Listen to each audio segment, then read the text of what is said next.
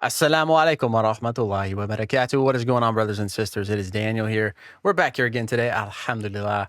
Wanted to just watch this video. I saw this video pop up. This is Sneako meets the Muslim Lantern. I thought it'd be kind of interesting. I think both of these guys are fascinating. I want to understand them more. I like to hear what they have to say, and to see them meet. I think it's gonna bring an interesting conversation. So I figured most of you guys would watch this anyway. So I invite you to watch it with me. So let's get into it, inshallah. Hey, Muslim, assalamu alaikum. How are you? Alaikum salam wa rahmatullah. How are you, man? Can you hear me Juma good? Mubarak. Yeah, I can hear you great. Can you hear me? I'm okay. Yeah. This is like not my thing, using Discord and this. That's just for you. I hope Well, everything is going good. it's good. I'm glad that you were able to make it. I've been watching your videos, and we've seen a lot of your videos over the last couple weeks. You pop up quite a bit. I saw you defend me sometimes, and it's great to meet you, man. I like your content. MashaAllah. No, yeah, I think you're worthy of being defended, to be honest. And since your manager, he reached out to me, I like done some research about you. That's something I like to do. I psychoanalyze people sometimes. So that's some research about you, your audience, this and that, to try to get an idea of what you guys do. But yeah, like I think you're worthy of being defended. And I was mentioning this to your manager yesterday. It's like the difference between you, for example, and Andrew. Andrew Tate is our brother and everything like that. But when he accepted Islam, I can see a huge difference between what you're doing and what he's doing. Like, okay, he accepted Islam. He Wait, speaks what good. are you trying to say that I'm better? I think you're doing better. I say that 100%. There's no doubt about that. Publicly, I'm not talking about privately. Privately is between him and Allah. I don't know what he's doing. I've no clue of the people around him. But publicly, you are doing a lot better, of course.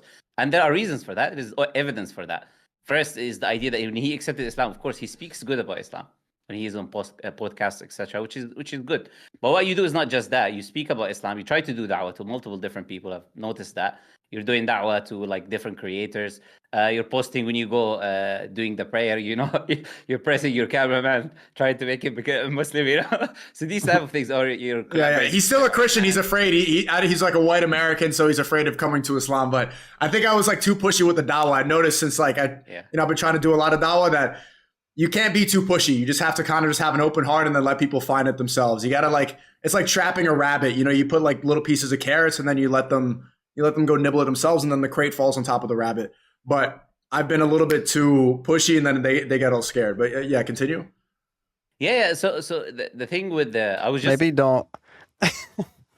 Maybe don't describe giving dawah as trapping rabbits. think the other things that you're doing, for example, like collaborating with Sheikh Uthman, like our brother, the Warner, these type of brothers, right? So there's a lot of things that you're doing, like from an Islamic perspective, that I would say our brother Andrew's Like, gotcha. Gotcha now. You're not trapped. doing. No hate his way. I like the brother. There's no issues. I'm not criticizing him. But I'm saying if we look at the comparison, for example, also the fact that you accepted Islam after him. But obviously when he did, he went to prison and there was all of these issues. So that was also a barrier in his way, right? So yeah, the da'wah, like, it's just like you said, look, there's a lot of people who confuse da'wah with debate. This is not the same thing. No, not So at all. That was just spreading the message of Islam. Habib had a great statement. He said that non-Muslims, they don't read Hadith, they don't read Quran, they read the Muslims. So all you could do is be the best representation of Islam that you can, and how beautiful it is. But Wise people in the words, chat yeah. are saying they're trying to like set up a division. I consider like Andrew Tate is a Muslim brother of mine. I don't really like to. Everybody has a different relationship with Allah and a different relationship. It's funny they started talking about Islam and how they this spread it. I don't because think there's any point. this is something that I've been thinking about recently too, is I don't see that much value in going and debating Christians, for example, and trying to prove them wrong using the Bible and these kinds of things. It's like,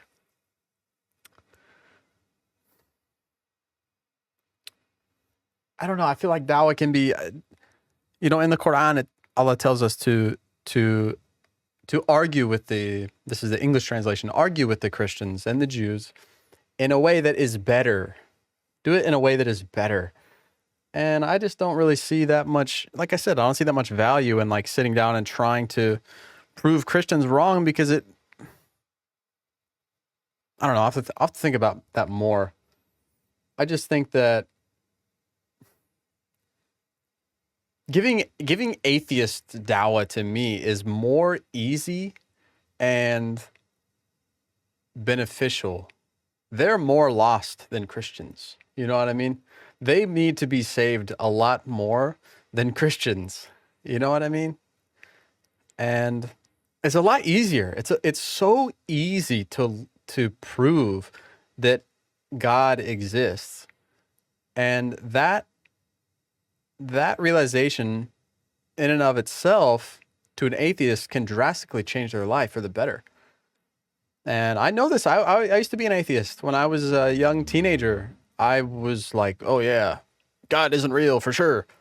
And when I realized that that's maybe not true, it really did change my life. And anyway, yeah, this is what I've been thinking for about. them to try to pick sides.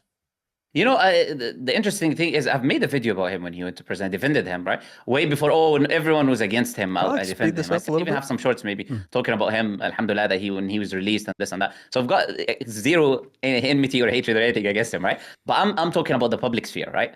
How much the person pushes like the idea of Islam. Like, for example, how much you speak about Palestine, these type of things, right?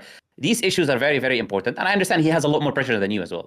We have to be honest. I think where he is, he's got a lot more pressure than you do. So perhaps that could be one of the reasons why he's not doing as much, right? But my point is about you now. It's not about him. Is that you are worthy of being supported is what I'm trying to say. I think publicly Muslims, especially people who have platforms, people are following you, which is what I was telling them, right? They should be more supportive of what you're doing, right? Like, and your manager telling me like you're rejecting gambling deals for millions of dollars. I think many of these Muslims watching you, criticizing you, if they had the same option, they would take that gambling deal. You know, many people would. Like, I'm not saying everyone watching you, but I would say a lot of people would, right? Because you can speak easily and say, I'm not going to do it. But when the money is in front of you, it's a different story, right? When someone's telling you literally, just sign here and you'll get the money, right? So I think this is something that you should be supported for. Of course, they have their criticisms, and like nobody is perfect. There are certain things that are not Islamic that you could be doing on your streams, this and that. But this is the thing. This is the environment that you're in.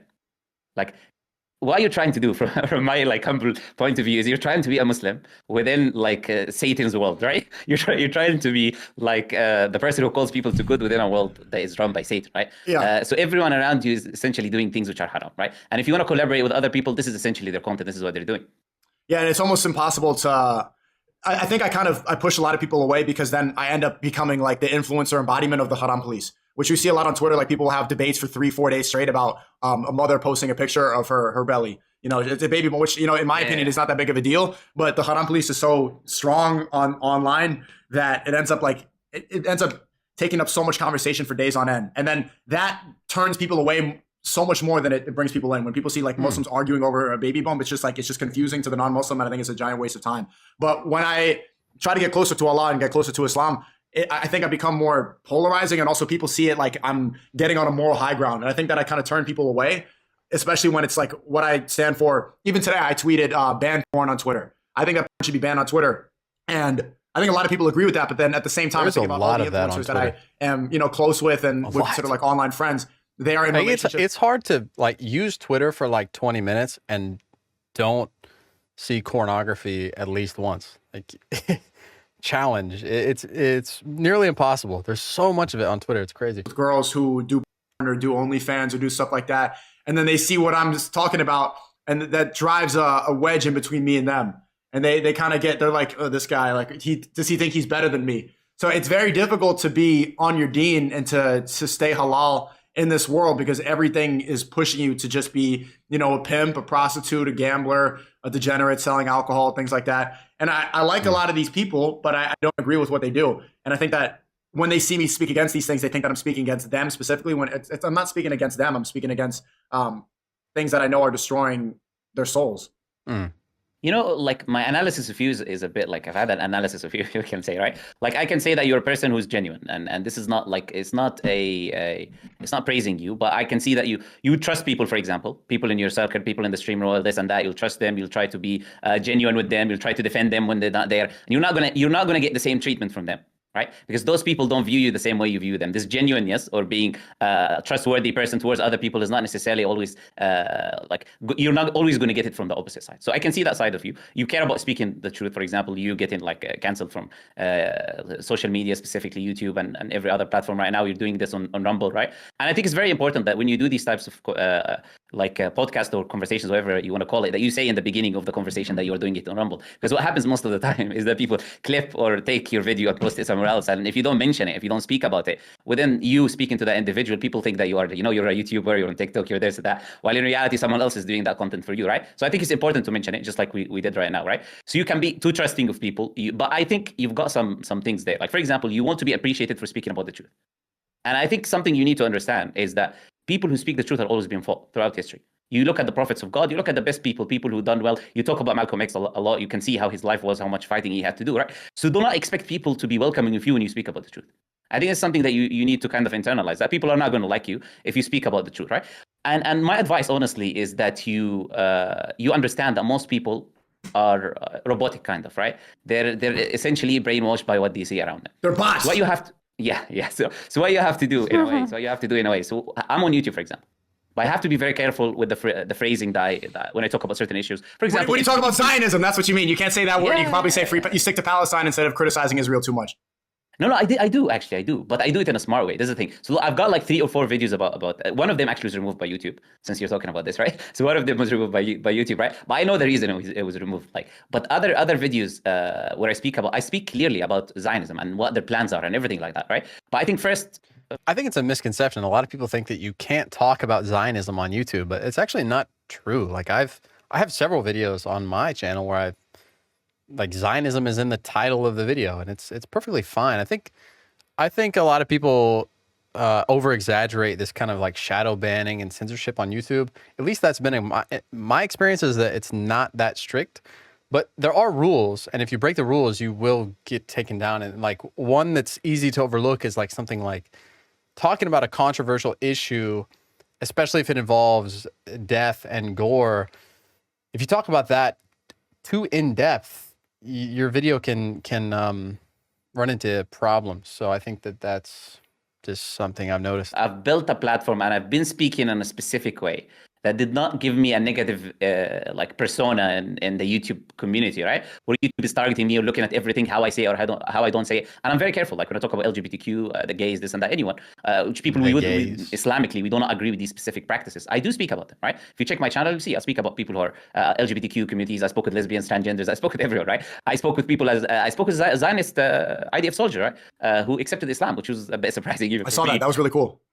Yeah, that video went so viral that even in the Arab world, everyone, my parents, people around me said to me, they just like, you're Al Jazeera or this or that. It's like, but yeah, that person, he came and he was very angry, right?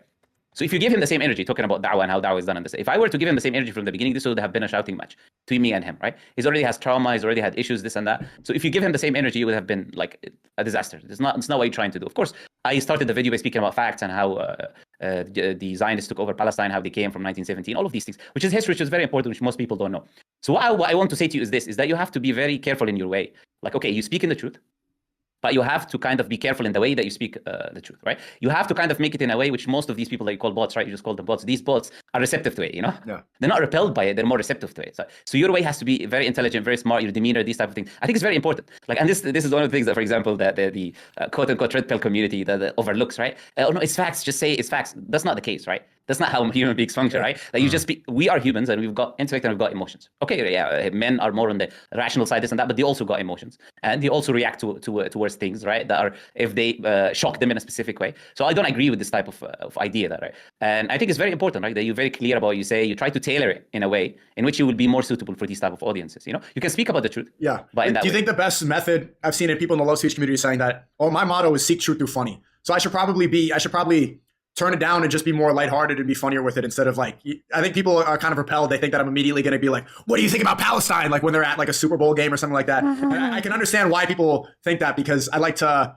I do like to have uncomfortable conversations and ask questions that get people like spark a real discussion. I think a lot of conversations and small talk is just a giant waste of time. People talking about the weather, talking about celebrity drama. I think people talk about stupid things. I want to talk about something that's more interesting, but I think it's important to bring a comedic element to it. And I think what happened over the past couple of years and seeing what's going on in Gaza, seeing what's going on in the world and who controls the world, what they're trying to do to us, and everything that they're promoting, it's kind of hard to have a lighthearted view all the time because things are getting really serious really quickly. The world is so far polarized and is becoming so crazy that it's crazier than anything fiction. It's crazier than anything you can't watch TV anymore. No movie. This feels like an older brother and a younger brother chatting. Are really interesting because the world is crazier than anything you could write. And that's why it's kind of hard to, be like, hey, when you actually know what's going on in the world. But it's really necessary to hold that mentality so that you can be more receptive and open to people. And you're right, like people who are speaking the truth, the people that I look up to the most are the most criticized and scrutinized people. They murdered Malcolm X.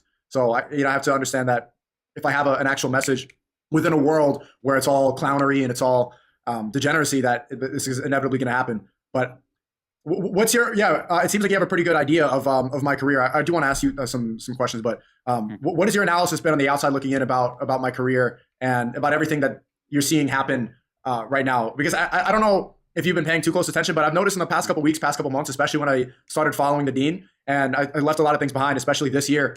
I've noticed more temptations from Shaitan at every single angle. I've noticed him try to bring, as soon as I get closer to Allah, I've noticed them Shaitan try to drag me down more and more and more. It's like when I was within that world, I didn't notice the pull as much, but as I started getting away from that, it's like they're trying to claw me back more and more and more. And I know that the Love Speech community sees it, and that's the people who watch the streams.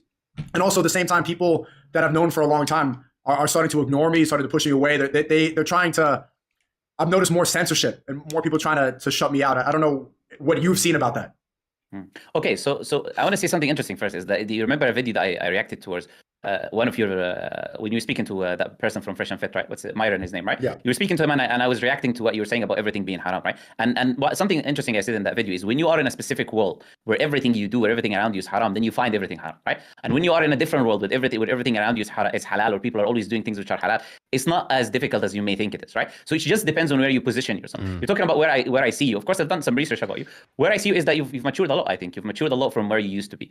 Your behavior have matured a lot. And I think people like they like to make fun of certain things that you've done in your past. They hold against you, right? This is the thing about Islam, the uniqueness of Islam, right? I know that you're going to talk about it now, isn't it? That's why you're looking at it, right? So the uniqueness of Islam, I can read you, So, but the uniqueness of Islam is that Allah forgives someone's past. This is something important. But this is also a lesson for people. Is the internet is always there, and people are always going to keep haunting you for that. But the truth is, you have matured a lot, honestly. And people can look at your videos, they can look at your behavior, even 3 years back, 4 years back, right? Now you're talking about people ignoring you and stuff like that.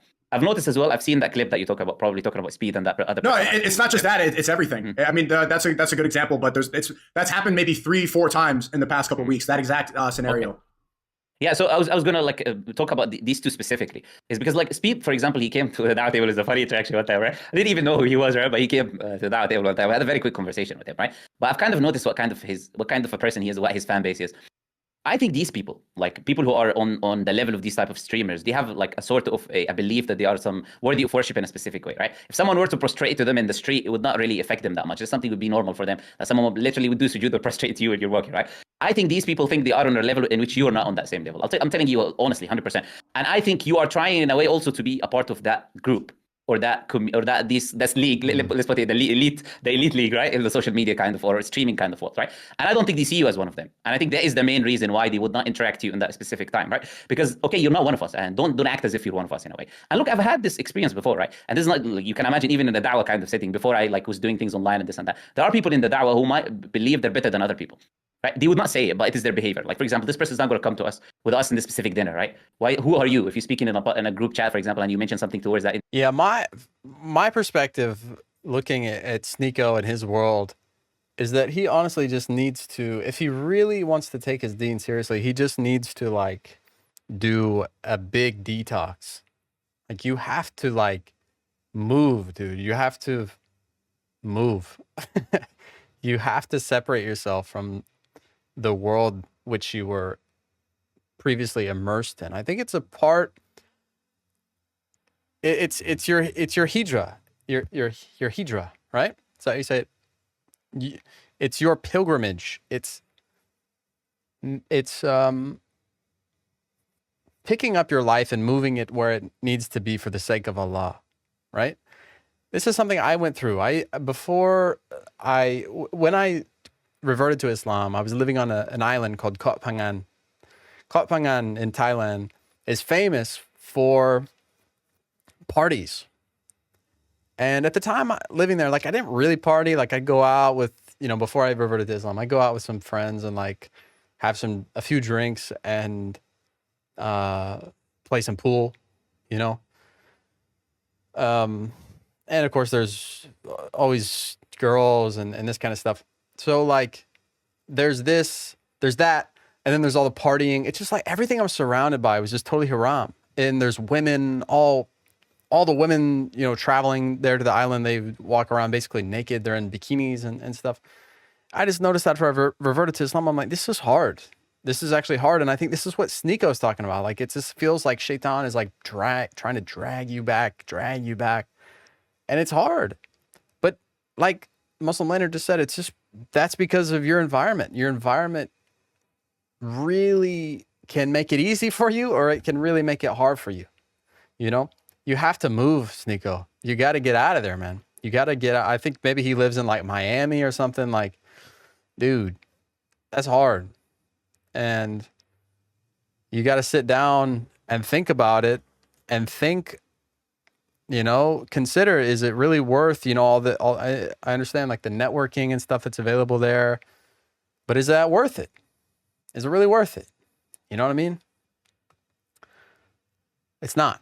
If you think about it logically, it's not worth it. And so you really should move. And after I moved from that island that I lived on, man, it's a lot easier. I live in like a Muslim neighborhood now.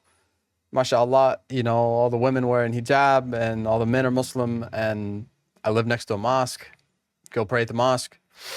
And there's little kids running around everywhere, and it's beautiful. And it's a lot easier for me to lower my gaze and for me to just be on my deen. So that's my advice to Sneako. You got to make a pilgrimage, man. You got to do a big old cleaning of the house. He would respond by, who are you? Like, I've had things like this, right? So there are sometimes people, because of quote unquote what they think they've achieved in life, they genuinely think they are on a better level than you are. They think that they should be worshipped. Exactly. And they think they're better than you. So why are you it's like you're trying to stick yourself, or trying, you know, to hold my leg where you're like, who are you?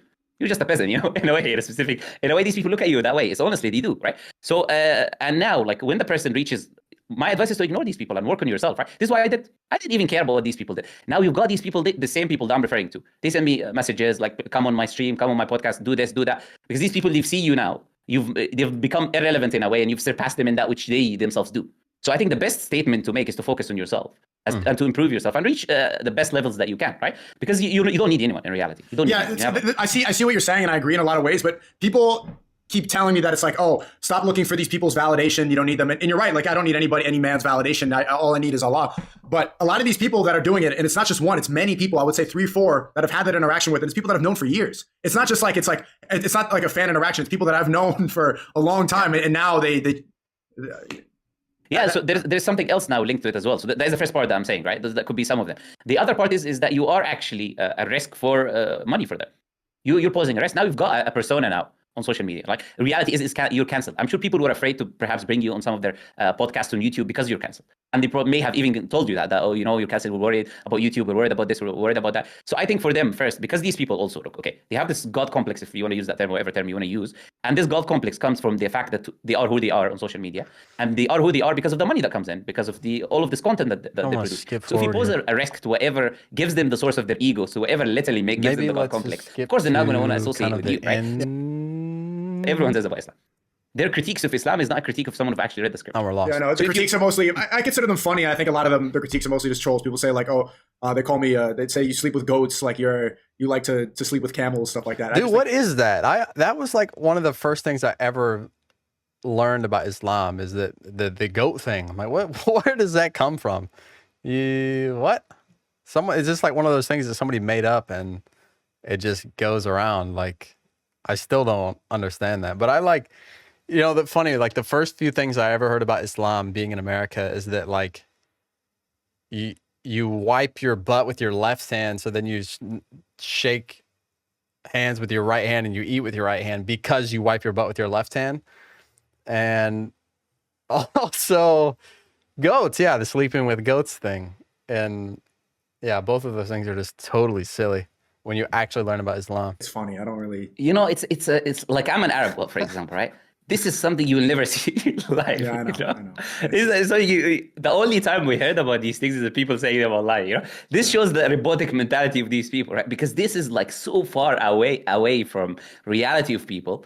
is that you cannot be more a robot than this to say these claims against Islam or to have these criticism, right? At least up your game a little bit. Like when we criticize the Bible, for example, when I criticize the Bible, I talk about textual criticism.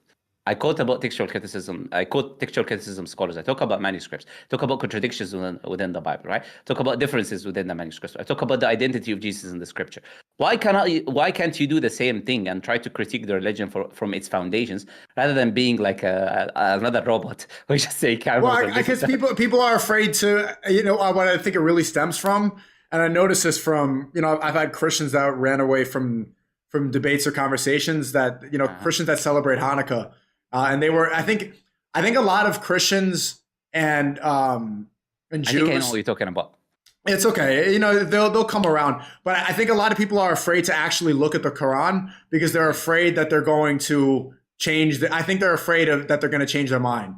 I think I notice a lot of Muslims are like willing to learn, and in the Quran, it's important to like understand the other religions. But I think a lot of people who aren't Muslim, they're afraid to look at it because they don't want to change their point of view. They're kind of stuck in their belief system, and I think I don't see it worth like trying to convince those people because eventually they'll come around, and I think it's a personal thing.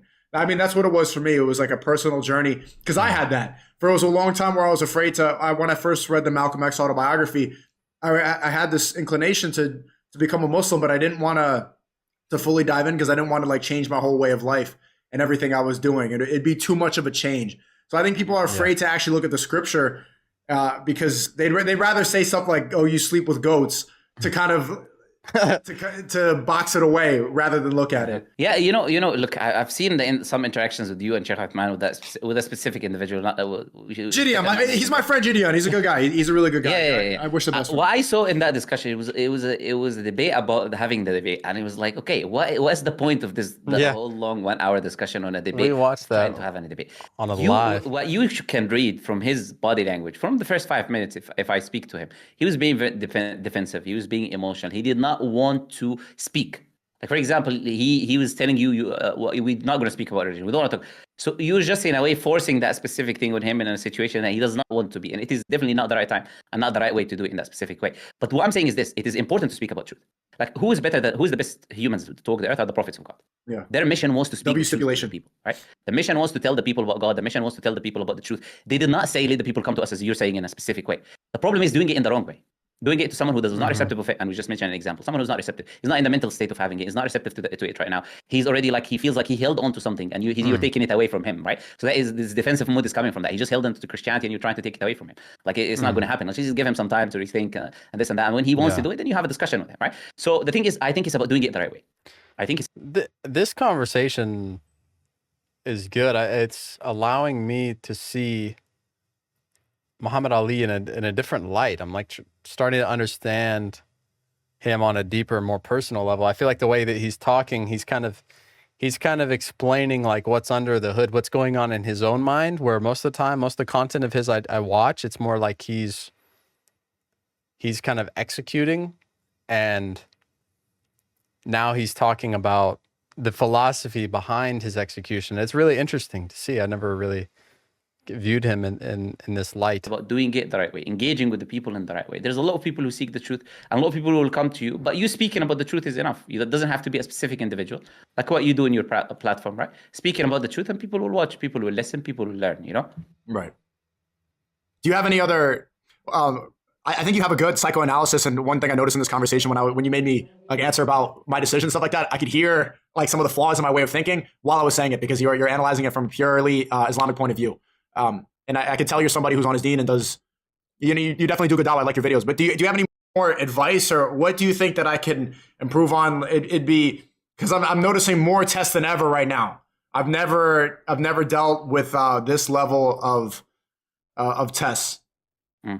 Well, I think it depends on what you want to achieve in the future, as I said, right? If you look at yourself right now, which I kind of see you trying to do in these few years, you're trying to kind of build a specific like materialistic financial thing. So in the future, you can do whatever you like to do, or you do something different. Maybe this is where I see you mentally. It all depends on what you want to do, right? If my goal is the afterlife, then there is like a big decision to take, right?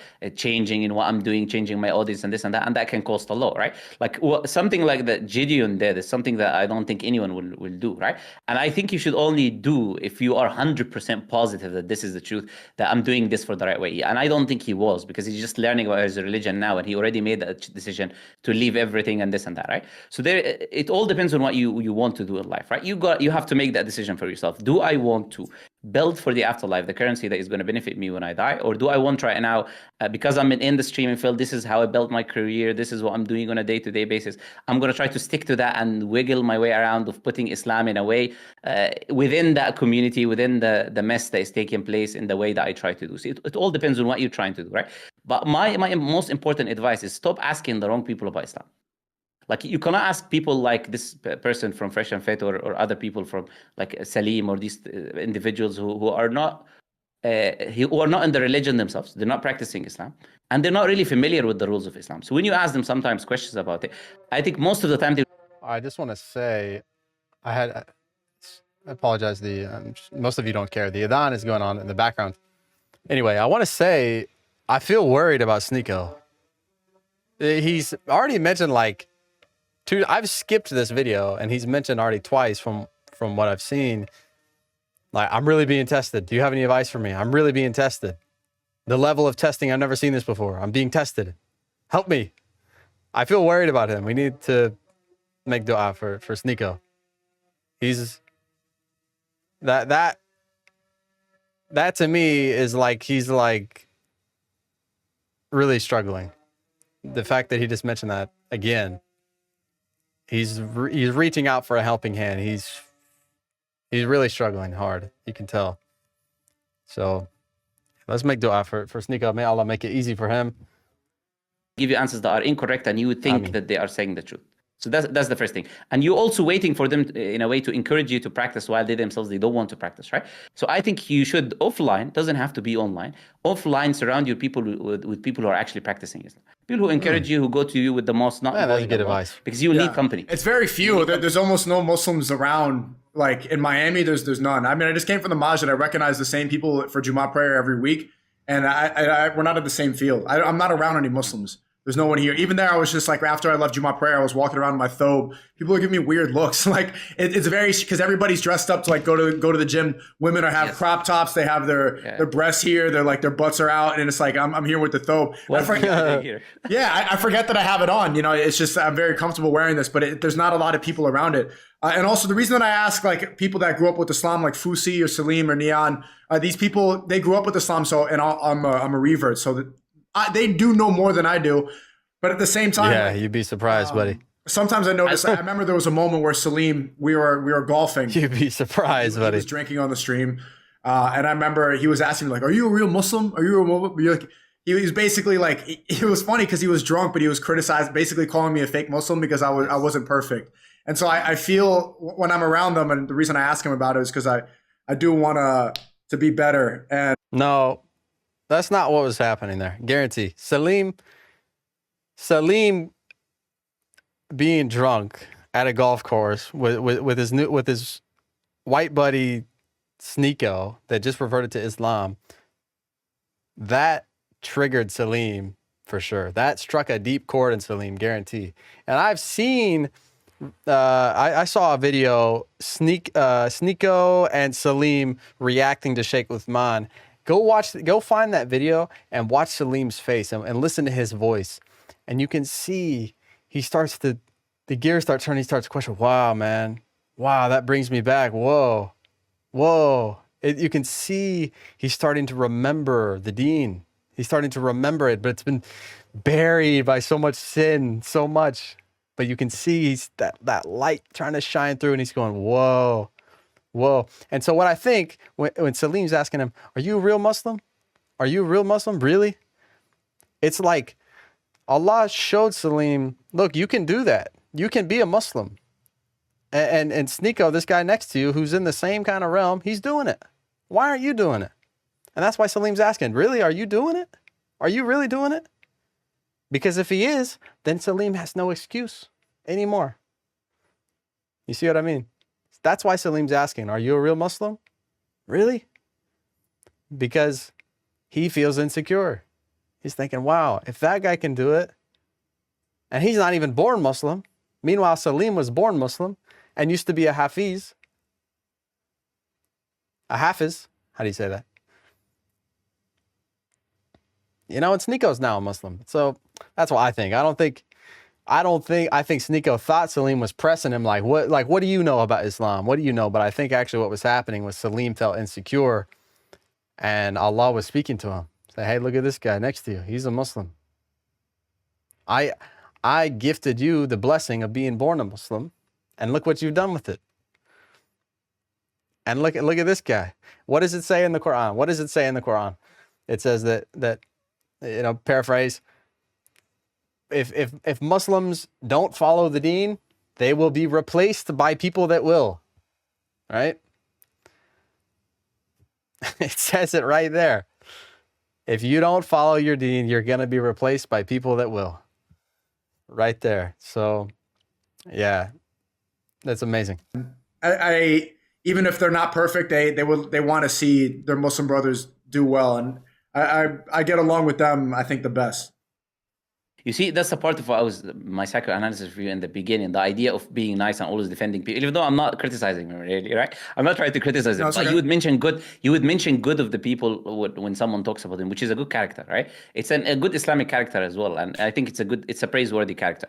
I'm not criticizing them, but this is the thing. You growing up with Islam means nothing if you did not practice it and left it and this and that. Yeah. That means zero, nothing. The companions of the Prophet ﷺ, who we imitate and follow after the Prophet, are all of them people who accepted Islam, right? People who accepted the religion and practiced the religion in their life. It's not about accepting or not accepting. It's about the Islam itself teaches you that religion is something that you ask the people who are specialized in these fields. Like, for example, when you have a heart operation or you got like you had some pain or this or that, you're not going to go to one of your friends, you know, and ask him, how do I feel? This and that. People treat religion differently somehow for some reason, as if it is not a speciality. It is also a field of specialty that you would require certain people who at least done some sort of studying, investigation, this and that. So when you ask these questions, they actually give you answers and give you reasoning and look at your situation as well. Because sometimes even the answer that you give will be depending on the person's situation. It's not as simple as the Quran says that, therefore I'm going to say it to you. So they have to read you in a specific way, see where you are, the type of advice that they give you. So what I'm trying to say is, like, even in the masjid, if you recognize the same people, try to get to know them. What is the problem? Improving in from an Islamic point of view a lot. So you are on a good path, but do not let other people around you try to strip you away from it.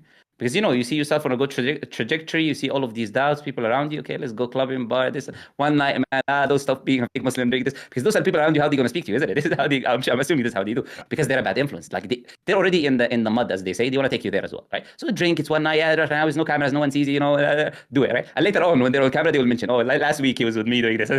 These are the type of snakes that are in the social media community, right? I think we should people. This is why you need to I'm telling you, you're good, you have a good heart, but people around you, they would use it against you, not use it for you, you know?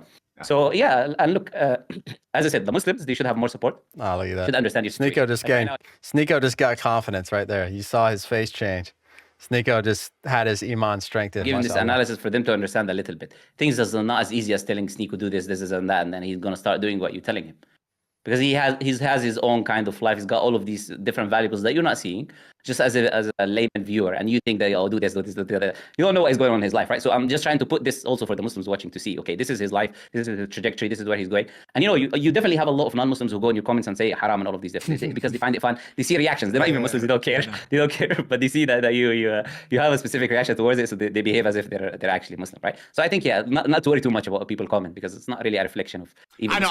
A lot of the time I don't. I'm just. It's just funny. Like they say something, I get angry. Like it's all. Yeah, I get it. Yeah, so it's your thing basically. Yeah, I get it. Okay, but I will probably have to go because like it's 12. I know. Thank you for staying up so late, Muslim Lights. I really appreciate it, man. Assalamu alaikum. And I want to ask you quickly: is saying Jumu'ah Mubarak, is that bidah?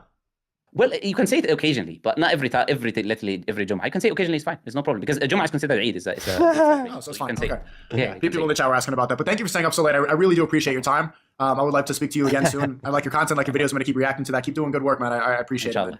Inshallah, and as I said, I like you as a brother. You're very good. If I was in the US, I wouldn't mind spending time with you, but I'm far right now, and I don't like the US. To say I don't blame you. Yeah. All right, inshallah. Khalas. If we can talk in the future, we can. Anyways, you got my contact. If you need anything, let me know, inshallah. And for everyone in the chat, I hope that Allah Azza wa Jalla. Look, simple advice. Just pick up the Quran and read it. You have nothing to lose. I've read the Bible, man. Like I'm not scared of the Bible. The Bible's not going to bite me if I touch it. Just get a Quran, read it, try to see. MashaAllah. Yeah, that was a good talk. I enjoyed that. I think Muhammad Ali, may Allah bless him, he that conversation was really beneficial for Sneako. I think probably beneficial for Muhammad Ali as well, but definitely for Sneako. Sneako, different amount of iman leaving that conversation than when he went into it. And it's really important when you're a new Muslim. I remember a lot of times when I was a new Muslim, I'd talk to somebody of knowledge, and I would leave the conversation feeling like my iman just like exponentially went up. You know what I mean? It's really important as a new Muslim to reach out to other brothers and you know, brothers that have more knowledge than you and just talk. And yeah, they'll drop some gems on you, and it will increase your iman. So, mashallah, that was a good video. That was entertaining to watch. And may Allah bless you generously for watching that video with me. And inshallah, we will see you all in the next one. Assalamu alaikum wa rahmatullahi wa barakatuh.